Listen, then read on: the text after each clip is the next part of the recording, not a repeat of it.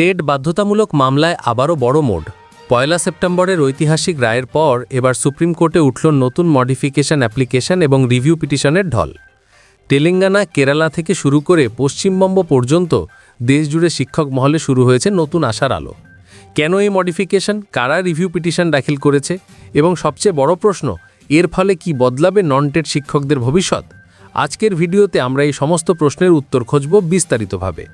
শিক্ষকদের টেট বা teacher eligibility test সংক্রান্ত সুপ্রিম কোর্টের ১ সেপ্টেম্বর ২০২৫-এর রায়কে ঘিরে রাজ্য জুড়ে শিক্ষক মহলে যে উদ্বেগের সৃষ্টি হয়েছিল তা এবার নতুন মোড় নিয়েছে।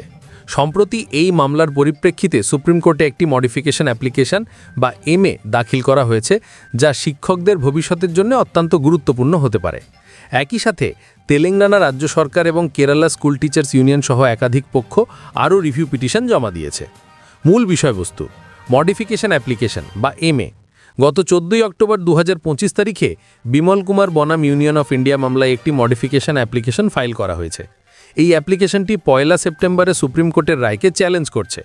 রিভিউ পিটিশনের সংখ্যা বৃদ্ধি: পূর্বে দায়ের করা 10টি রিভিউ পিটিশন এবং একটি রিট পিটিশনের সাথে আরও 2টি রিভিউ পিটিশন যুক্ত হয়েছে।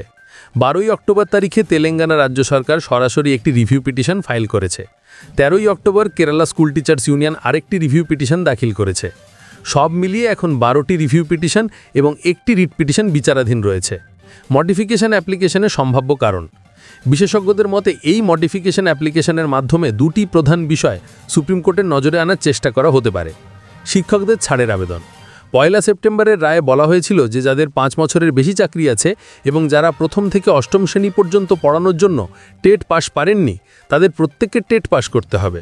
মডিফিকেশন অ্যাপ্লিকেশনের একটি সম্ভাব্য উদ্দেশ্য হল NCTEর 2010-11 সালের বিজ্ঞপ্তির তারিখের আগে যাদের নিয়োগ হয়েছিল অথবা নিয়োগের জন্য বিজ্ঞপ্তি প্রকাশিত হয়েছিল তাদের এই টেট পাস করার বাধ্যবাধকতা থেকে ছাড় দেওয়া।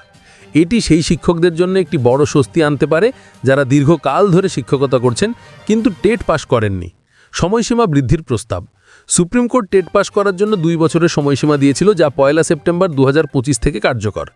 মডিফিকেশন অ্যাপ্লিকেশনের মাধ্যমে এই সময়সীমাকে 5 বছর পর্যন্ত বাড়ানোর আবেদন করা হতে পারে। এর কারণ হিসাবে অনেক রাজ্যের অবকাঠামোগত সীমাবদ্ধতাকে তুলে ধরা হতে পারে, যেখানে লক্ষাধিক নন টেট শিক্ষক রয়েছেন এবং তাদের 2 বছরের মধ্যে টেট পাস করানো সম্ভব নাও হতে পারে। অতীতে SSC ২০১৬-র ক্ষেত্রেও সময়সীমা বাড়ানোর উদাহরণ রয়েছে। বর্তমান পরিস্থিতি: 1 সেপ্টেম্বরে সুপ্রিম কোর্ট রায়ের বিরুদ্ধে বর্তমানে মোট 12টি রিভিউ পিটিশন, একটি রিট পিটিশন এবং একটি মডিফিকেশন অ্যাপ্লিকেশন সক্রিয় রয়েছে। এই মামলাগুলির শুনানি এবং চূড়ান্ত সিদ্ধান্ত লক্ষ লক্ষ শিক্ষকের ভবিষ্যৎ নির্ধারণ করবে।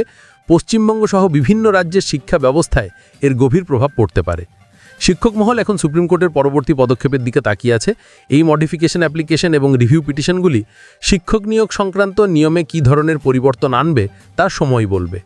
এই বিষয়ে আপনার কি মতামত কমেন্ট করে জানান।